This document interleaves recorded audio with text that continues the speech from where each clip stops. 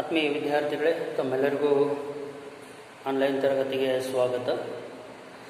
ಹಿಂದಿನ ಒಂದು ತರಗತಿಯಲ್ಲಿ ಕೈಗಾರಿಕೀಕರಣ ಅಂದ್ರೇನು, ಕೈಗಾರಿಕೀಕರಣದ ಅರ್ಥ ವಿವರಣೆಯನ್ನು ಕುರಿತು ನಿನ್ನೆಯ ಒಂದು ತರಗತಿಯಲ್ಲಿ ಚರ್ಚಿಸಿದ್ವಿ. ಇವತ್ತಿನ ಒಂದು ತರಗತಿಯಲ್ಲಿ ಭಾರತದ ಆರ್ಥಿಕತೆಯಲ್ಲಿ ಕೈಗಾರಿಕೀಕರಣದ ಅವಶ್ಯಕತೆಯನ್ನು ಕುರಿತು ಚರ್ಚಿಸ್ತಕ್ಕಂಥದ್ದು. ಹಿಂದಿನ ಸ್ವಾತಂತ್ರ್ಯಕ್ಕಿಂತ ಪೂರ್ವದಲ್ಲಿ ಬ್ರಿಟಿಷರ ಆಳ್ವಿಕೆಯಲ್ಲಿ ಭಾರತದ ಆರ್ಥಿಕತೆ ತುಂಬ ಹಿಂದುಳಿದಿತ್ತು. ಅದರಲ್ಲೂ ಕೈಗಾರಿಕಾ ಕ್ಷೇತ್ರ ಬಹಳಷ್ಟು ಹಿನ್ನಡೆಯನ್ನು ಹೊಂದಿರತಕ್ಕಂಥದ್ದು. ಹಾಗಾಗಿ ಸ್ವಾತಂತ್ರ್ಯದ ನಂತರ ದೇಶದ ಅಭಿವೃದ್ಧಿಯನ್ನು ತೀವ್ರಗತಿಯಲ್ಲಿ ಹೆಚ್ಚಿಸಬೇಕು ಅಂತಂದರೆ ಕೈಗಾರಿಕೆಗಳಿಗೆ ಹೆಚ್ಚಿನ ಒಂದು ಆದ್ಯತೆಯನ್ನು ಕೊಡಬೇಕು ಅನ್ನೋ ನಿಲುವನ್ನು ತಾಳಲಾಗಿರ್ತಕ್ಕಂಥದ್ದು. ಹಾಗಿದ್ದ ಮೇಲೆ ಸ್ವಾತಂತ್ರ್ಯಕ್ಕಿಂತ ಪೂರ್ವದಲ್ಲಿ ನಮ್ಮ ದೇಶದ ಆರ್ಥಿಕ ಚಿಂತಕರಲ್ಲಿ ಒಬ್ಬರಾದ ಭಾರತ ರತ್ನ ಸರ್ ಎಂ ವಿಶ್ವೇಶ್ವರಯ್ಯನವರು 1934ರಲ್ಲಿ ಭಾರತ ಸ್ವಾತಂತ್ರ್ಯದ ನಂತರ ಅಭಿವೃದ್ಧಿಯನ್ನು ಸಾಧಿಸಬೇಕು ಅಂತಂದರೆ ಕೈಗಾರಿಕಾ ಕ್ಷೇತ್ರವನ್ನು ಅಭಿವೃದ್ಧಿಪಡಿಸಬೇಕು ಅನ್ನೋ ಒಂದು ಆಲೋಚನೆ ಸರ್ ಎಂ ವಿಶ್ವೇಶ್ವರಯ್ಯನವರದಾಗಿರ್ತಕ್ಕಂಥದ್ದು. ಯಾಕೆಂದರೆ 1934ರಲ್ಲಿ ಸರ್ ಎಂ ವಿಶ್ವೇಶ್ವರಯ್ಯನವರು ಒಂದು ಗ್ರಂಥವನ್ನು ಬರೀತಾರೆ. ಯಾವುದು ಅಂತಂದರೆ ಯೋಜಿತ ಅರ್ಥವ್ಯವಸ್ಥೆ, ಪ್ಲ್ಯಾನ್ಡ್ ಎಕಾನಮಿ ಎಂಬ ಗ್ರಂಥವನ್ನು ಬರೀತಾರೆ.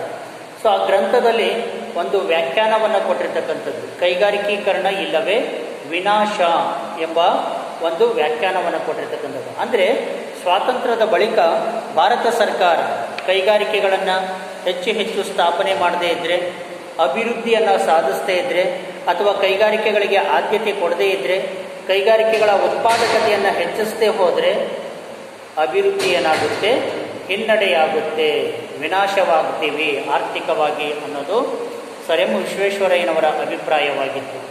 ಹಾಗಾಗಿ ಆರ್ಥಿಕ ಅಭಿವೃದ್ಧಿಯ ಸಾಧನೆಗೆ ಈ ಕೈಗಾರಿಕಾ ಬೆಳವಣಿಗೆ ಅನ್ನೋದು ಅತ್ಯವಶ್ಯಕ.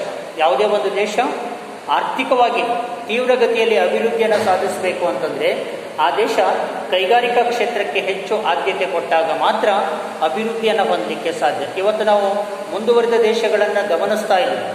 ಅವೆಲ್ಲ ಮುಂದುವರಿದ ದೇಶಗಳು, ಶ್ರೀಮಂತ ದೇಶಗಳು ಅಷ್ಟೊಂದು ಅಭಿವೃದ್ಧಿಯನ್ನು ಸಾಧಿಸಲಿಕ್ಕೆ ಕಾರಣ ಆ ದೇಶಗಳು ಕೈಗಾರಿಕಾ ಕ್ಷೇತ್ರಕ್ಕೆ ಕೊಟ್ಟಿರ್ತಕ್ಕಂಥ ಆದ್ಯತೆ, ಕೈಗಾರಿಕಾ ಕ್ಷೇತ್ರಕ್ಕೆ ಕೊಟ್ಟಿರ್ತಕ್ಕಂಥ ಪ್ರಾಮುಖ್ಯತೆಯ ಆಧಾರದ ಮೇಲೆ ಆ ದೇಶಗಳು ಅಷ್ಟೊಂದು ಅಭಿವೃದ್ಧಿಯನ್ನು ಸಾಧಿಸಲಿಕ್ಕೆ ಸಾಧ್ಯವಾಯಿತು. ಹಾಗಾಗಿ ಅರ್ಥವ್ಯವಸ್ಥೆಯಲ್ಲಿ ಕೈಗಾರಿಕಾ ಪರಿವರ್ತನೆಯು ಹಲವು ವಿಧಗಳ ಮತ್ತು ದೂರದೃಷ್ಟಿಕೋನಗಳ ಬದಲಾವಣೆಗಳನ್ನು ತಂದುಕೊಡ್ತಕ್ಕಂಥದ್ದು.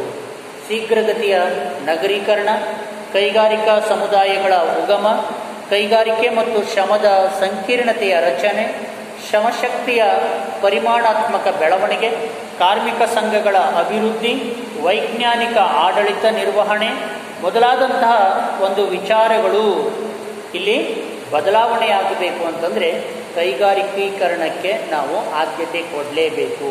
ಹಾಗಿದ್ರೆ ಸ್ವಾತಂತ್ರ್ಯದ ನಂತರ ಭಾರತದಲ್ಲಿ ಕೈಗಾರಿಕೀಕರಣವನ್ನು ಅಭಿವೃದ್ಧಿಪಡಿಸ್ತಕ್ಕಂಥ ಅಗತ್ಯತೆ ಇತ್ತ. ಆ ಅಗತ್ಯತೆಯ ಒಂದು ಪ್ರಮುಖ ಅಂಶಗಳನ್ನು ನಾವಿಲ್ಲಿ ಒಂದೊಂದಾಗಿ ಚರ್ಚಿಸ್ತಾ ಇರ್ತಕ್ಕಂಥದ್ದು. ಭಾರತದ ಆರ್ಥಿಕ ಅಭಿವೃದ್ಧಿಯಲ್ಲಿ ಕೈಗಾರಿಕೀಕರಣದ ಮಹತ್ವವನ್ನು ನಾವು ಅನೇಕ ಅಂಶಗಳ ಮೂಲಕ ನಾವಿಲ್ಲಿ ಚರ್ಚಿಸ್ಬೋದು. ಆ ಅಂಶಗಳು ಯಾವುವು ಅಂತಂದರೆ, ಮೊದಲನೆಯದು ಕೃಷಿ ಪ್ರಗತಿಗೆ ಕೊಡುಗೆ. ದೇಶದಲ್ಲಿ ಕೈಗಾರಿಕಾ ಕ್ಷೇತ್ರವನ್ನು ಅಭಿವೃದ್ಧಿಪಡಿಸಿದರೆ ಭಾರತ ಕೃಷಿ ಪ್ರಧಾನವಾಗಿರ್ತಕ್ಕಂಥ ರಾಷ್ಟ್ರ. ಆ ಕೃಷಿಯನ್ನು ಇನ್ನಷ್ಟು ಅಭಿವೃದ್ಧಿಪಡಿಸಬಹುದು, ಕೃಷಿ ಉತ್ಪಾದಕತೆಯನ್ನು ಹೆಚ್ಚಿಸಬಹುದು. ಕೃಷಿ ವಲಯದ ಅಭಿವೃದ್ಧಿಗಾಗಿ ಕೈಗಾರಿಕೋತ್ಪಾದನೆಯ ಹೆಚ್ಚಳವು ಅವಶ್ಯಕವಾಗಿರ್ತಕ್ಕಂಥದ್ದು. ಹಾಗಾಗಿ ಕೈಗಾರಿಕೆಗಳು ಕೃಷಿಗೆ ಅಗತ್ಯವಾಗಿರ್ತಕ್ಕಂತಹ ಹೂಡುವಳಿಗಳನ್ನು ಒದಗಿಸಿಕೊಡ್ತಕ್ಕಂಥದ್ದು. ಈ ಕೈಗಾರಿಕೆಗಳಲ್ಲಿ ಉತ್ಪಾದನೆ ಮಾಡ್ತಕ್ಕಂಥ ಸರಕುಗಳು ಕೃಷಿ ಉತ್ಪಾದನೆಗೆ ಬೇಕಾಗಿರ್ತಕ್ಕಂಥ ಕಚ್ಚಾ ಸರಕುಗಳಾಗಿರ್ತಕ್ಕಂಥದ್ದು.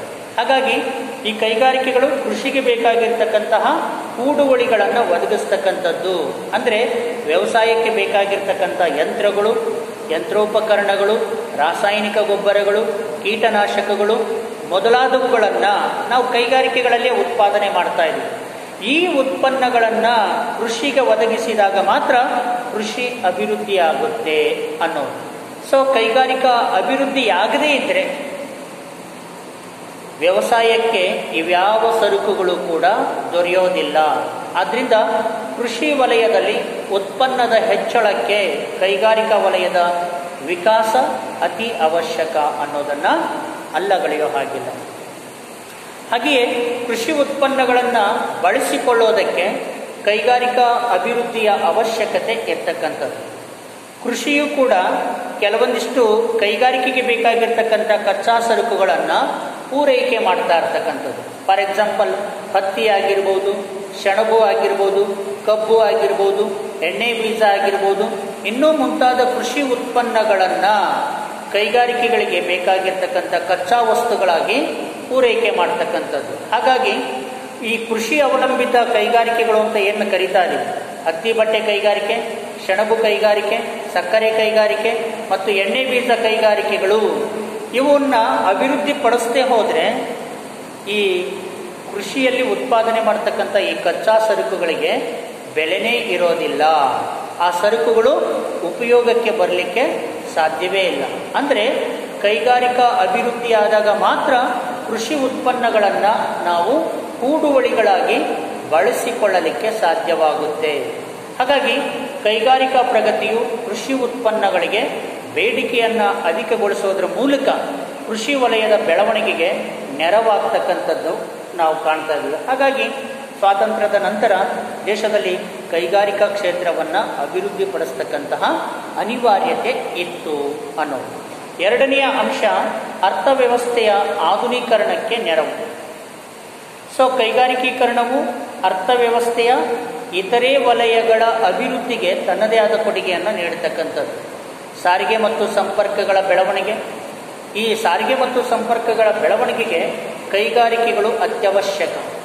ರೈಲು, ಹಡಗು, ಮೋಟಾರು ವಾಹನಗಳು, ಅವುಗಳ ಬಿಡಿಭಾಗಗಳು ಹಾಗೂ ದೂರವಾಣಿ ಉಪಕರಣಗಳು, ರೇಡಿಯೋಗಳು ಮೊದಲಾದವುಗಳು ಸೇರಿದಂತೆ ಈ ವಿಧಗಳ ಸಾರಿಗೆ ಮತ್ತು ಸಂಪರ್ಕ ಸಾಮಗ್ರಿಗಳು ಕೂಡ ಕೈಗಾರಿಕಾ ಉತ್ಪನ್ನಗಳೇ ಆಗಿರ್ತಕ್ಕಂಥದ್ದು. ಅಷ್ಟೇ ಅಲ್ಲ, ವಸತಿ ನಿರ್ಮಾಣಕ್ಕೆ ಬೇಕಾಗಿರ್ತಕ್ಕಂಥ ಕಬ್ಬಿಣ, ಉಕ್ಕು, ಸಿಮೆಂಟ್ ಮೊದಲಾದ ಸರಕುಗಳು ಸಹ ಕೈಗಾರಿಕಾ ಉತ್ಪನ್ನಗಳೇ ಆಗಿರ್ತಕ್ಕಂಥದ್ದು. ಈ ಎಲ್ಲ ಸಾಮಗ್ರಿಗಳು ಸಾರಿಗೆ, ಸಂಪರ್ಕ, ನಿರ್ಮಾಣ ಮೊದಲಾದ ವಲಯಗಳ ಅಭಿವೃದ್ಧಿಗೆ ಸಹಾಯವನ್ನು ಮಾಡ್ತಕ್ಕಂಥದ್ದನ್ನು ಅಲ್ಲಗಳೆಯೋ ಹಾಗಿಲ್ಲ. ಈ ರೀತಿ ಈ ವಲಯಗಳ ಅಭಿವೃದ್ಧಿಗಾಗಿ ಅರ್ಥವ್ಯವಸ್ಥೆ ಆಧುನೀಕರಣವಾಗ್ತಕ್ಕಂಥದ್ದು ಮತ್ತು ಆರ್ಥಿಕ ಚಟುವಟಿಕೆಗಳು ನಿರಂತರವಾಗಿ ಹೆಚ್ಚಳವಾಗ್ತಕ್ಕಂಥದ್ದು.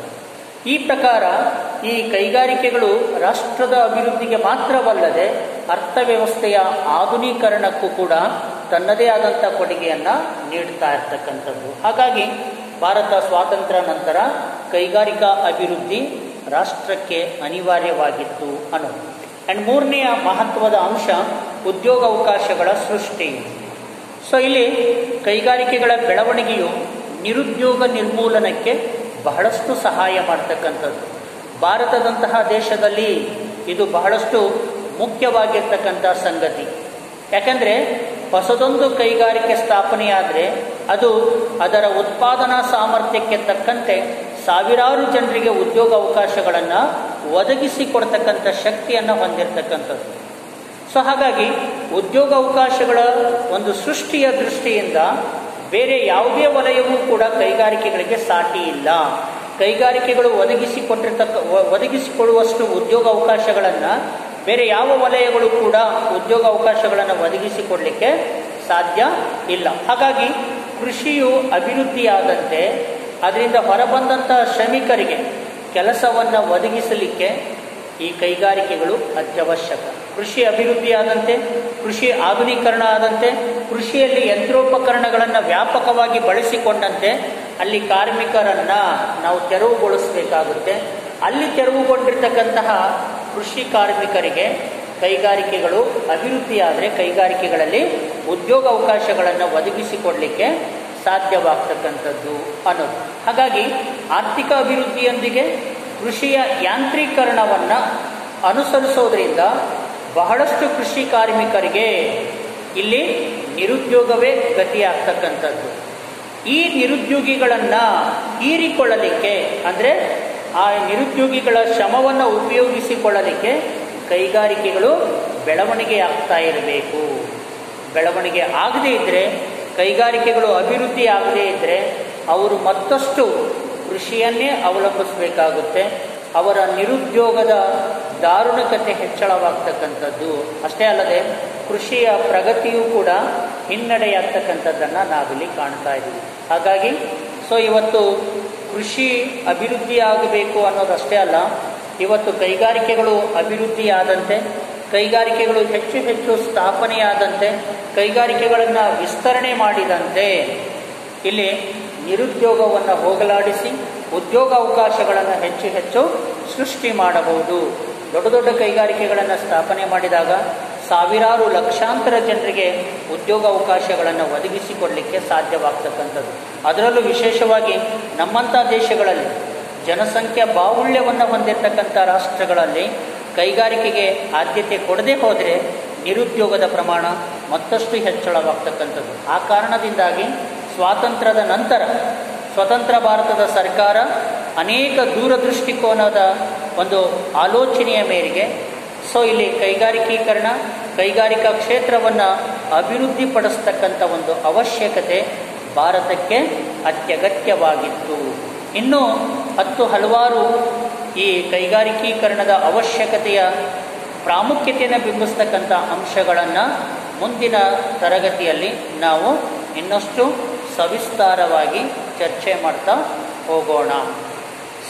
ವಿದ್ಯಾರ್ಥಿಗಳೇ, ನಾವು ದಿನನಿತ್ಯ ಕಳಿಸ್ತಕ್ಕಂತಹ ವಿಡಿಯೋಗಳನ್ನು ಅಪ್ಡೇಟ್ ಆಗಿ ನೀವು ನೋಡ್ತಾ ಇರಬೇಕು. ಅಲ್ಲಿ ಅಧ್ಯಯನ ಮಾಡಲಿಕ್ಕೆ ತಮಗೆ ಅನುಕೂಲವಾಗ್ತಕ್ಕಂಥದ್ದು. ಅಲ್ಲಿ ಕೇವಲ ವಿಡಿಯೋ ನೋಡೋದಷ್ಟೇ ಅಲ್ಲ, ಸಾಧ್ಯವಾದಷ್ಟು ಕೀ ಪಾಯಿಂಟ್ಸ್ಗಳನ್ನು ಮಾಡ್ತಕ್ಕಂಥದ್ದಾಗಲಿ, ನೋಟ್ಸ್ ಪ್ರಿಪೇರ್ ಮಾಡ್ತಕ್ಕಂಥ ಒಂದು ಪ್ರಯತ್ನವನ್ನು ತಾವು ರೂಢಿಗತ ಮಾಡ್ಕೋಬೇಕು ಅಂತ ತಮ್ಮಲ್ಲಿ ವಿನಂತಿಸಿಕೊಳ್ತೀನಿ.